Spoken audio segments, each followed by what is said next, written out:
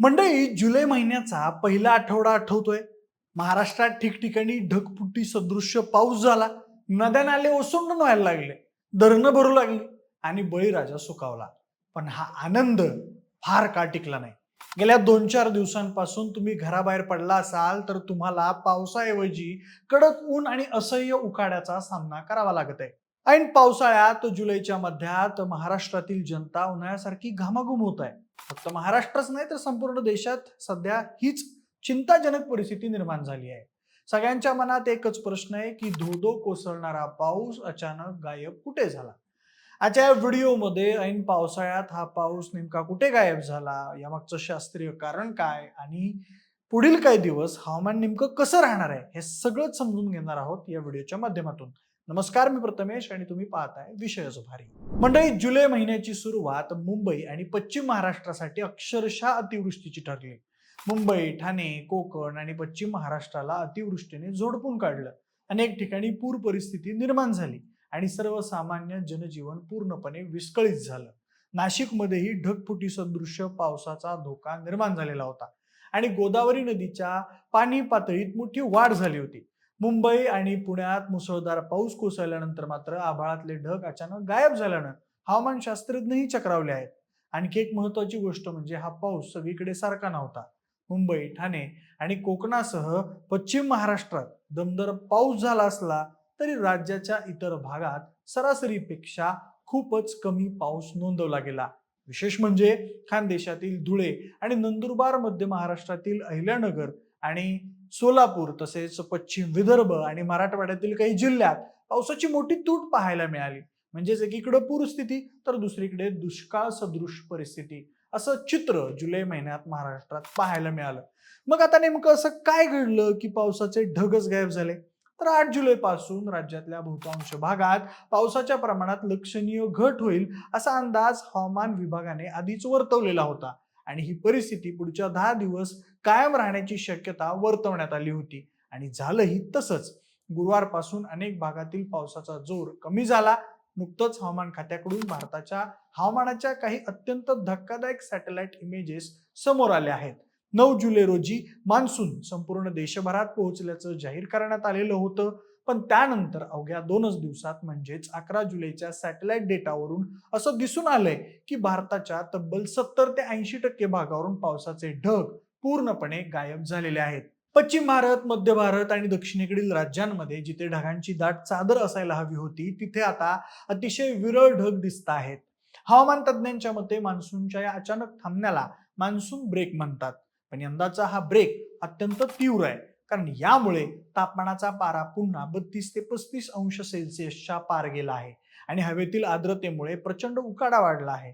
याचं मुख्य कारण आहे प्रशांत अर्थात पॅसिफिक महासागरात सक्रिय होत असलेला एल निनो प्रभाव.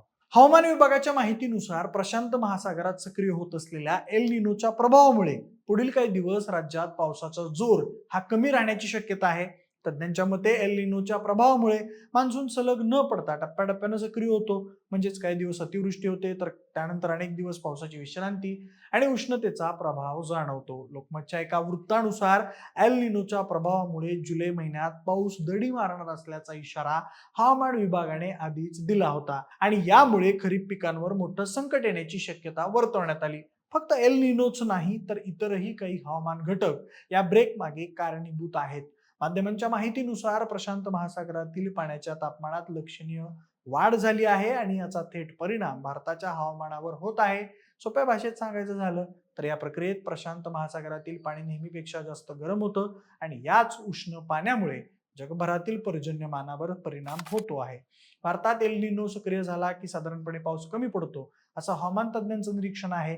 याशिवाय बंगालच्या उपसागरातील वारे आणि अरबी समुद्रातील वाऱ्यांमधील तफावत, गुजरात ते ओडिशा दरम्यान निर्माण झालेला उच्च दाबाचा पट्टा आणि हिमालयाच्या पश्चिम भागातील चक्रवाताचा प्रभाव यामुळेही मान्सूनच्या प्रगतीत अडथळे येत असल्याचं सांगितलं जात आहे. म्हणजे केवळ पॅसिफिक महासागरातील बदलच नाही तर एकाच वेळी अनेक हवामान प्रणाली एकत्र येऊन मान्सूनचा प्रवाह विस्कळीत करत आहेत. आता या मान्सून ब्रेकचा महाराष्ट्रातील वेगवेगळ्या विभागांवर कसा परिणाम होतोय तेही जाणून घेऊयात. तर जुलैच्या पहिल्या आठवड्यात विदर्भातील नागपूर, गोंदिया, भंडारा या भागात 10 दिवस सतत पाऊस झाला. गोंदियामध्ये तर सरासरीपेक्षा 34% जास्त पाऊस नोंदवला गेला. पण 10 जुलैपासून तिथेही पावसाने पूर्णपणे विश्रांती घेतली आहे. तापमानाचा पारा वाढल्यामुळे नुकतीच झालेली पेरणी संकटात येण्याची भीती व्यक्त होत आहे. मराठवाड्यात आधीच जून महिन्यात कमी पाऊस झालेला होता. जुलैच्या सुरुवातीला काहीसा दिलासा मिळाला, पण आता पुन्हा कडक ऊन पडल्यामुळे जमिनीला भेगा पडू लागल्या आहेत आणि विहिरींची पाणी पातळी खालावली आहे. मुंबई आणि कोकण किनारपट्टीवर मुसळधार पाऊस झाला असला तरी गेल्या 48 तासात तिथेही पावसाचा जोर प्रचंड ओसरलेला आहे. नेहमी ढगाळ असणाऱ्या मुंबईत आता भीषण गरमी वाढली आहे. या अचानक पडलेल्या पावसाच्या खंडामुळे सर्वाधिक चिंता आहे ती शेतकऱ्यांना.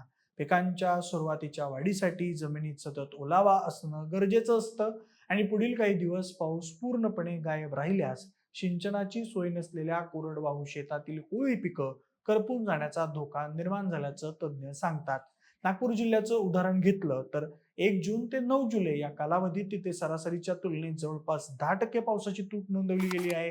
त्यामुळेच हवामान विभाग आणि कृषी विभागाने शेतकऱ्यांना पेरणीबाबत घाई न करण्याचा आणि जमिनीत पुरेसा ओलावा येईपर्यंत थांबण्याचा सल्ला दिला आहे. आता सर्वात मोठा प्रश्न म्हणजे पुढे काय? मान्सून पुन्हा कधी सक्रिय होणार आणि हा पावसाचा खंड किती दिवस चालणार? तर यावर हवामान विभागाकडून थोडी दिलासादायक बातमी आहे. हवामान विभागाच्या अंदाजानुसार राज्यात 15 जुलै नंतर मान्सून पुन्हा सक्रिय होण्याची शक्यता आहे. लोकमतच्या वृत्तानुसार 10 ते 19 जुलै या कालावधीत मुंबई आणि कोकण वगळता राज्याच्या बहुतांश भागामध्ये पावसापासून काही प्रमाणात विश्रांती मिळू शकते आणि त्यानंतर हळूहळू पावसाचा जोर पुन्हा वाढू शकतो. आणखी एका वृत्तानुसार मान्सूनचा दुसरा खरा सक्रिय टप्पा जुलैच्या शेवटच्या आठवड्यातच येण्याची शक्यता वर्तवण्यात आली आहे. म्हणजे शेतकऱ्यांना आणि सर्वसामान्य नागरिकांना अजून काही दिवस आभाळाकडे डोळे लावून बसावं लागणार आहे, हे नक्की. म्हणजे थोडक्यात सांगायचं झालं तर जुलैच्या पहिल्या आठवड्यातील मुसळधार पावसानंतर आता प्रशांत महासागरातील एल निनो प्रभावामुळे तसेच बंगालचा उपसागर आणि अरबी समुद्रातील वाऱ्यांच्या असमतोलामुळे मान्सूनने तात्पुरता ब्रेक घेतलाय. हा ब्रेक जवळजवळ 10 दिवस टिकण्याची शक्यता आहे. 15 जुलै नंतर आणि जुलैच्या शेवटच्या आठवड्यापर्यंत मान्सून पुन्हा जोर धरेल असा अंदाज विविध वृत्तांमधून व्यक्त करण्यात आला आहे. तोपर्यंत तापमानात वाढ होऊन उकाडा जाणवत राहील आणि नागरिकांना पुन्हा घामाघूम व्हावं लागेल, हे नक्की. शेतकऱ्यांनी मात्र या काळात पेरणीची घाई न करता हवामान विभाग आणि कृषी विभागाच्या सूचनांवर लक्ष ठेवावं, हाच सल्ला सर्व तज्ज्ञ सध्या देत आहेत. तुम्हाला या वर्षीच्या पावसाच्या स्थितीविषयी काय वाटतं हे आम्हाला कमेंट बॉक्समध्ये नक्की सांगा आणि विशेष भारीच्या YouTube चॅनलला सबस्क्राईब करायला अजिबात विसरू नका. धन्यवाद.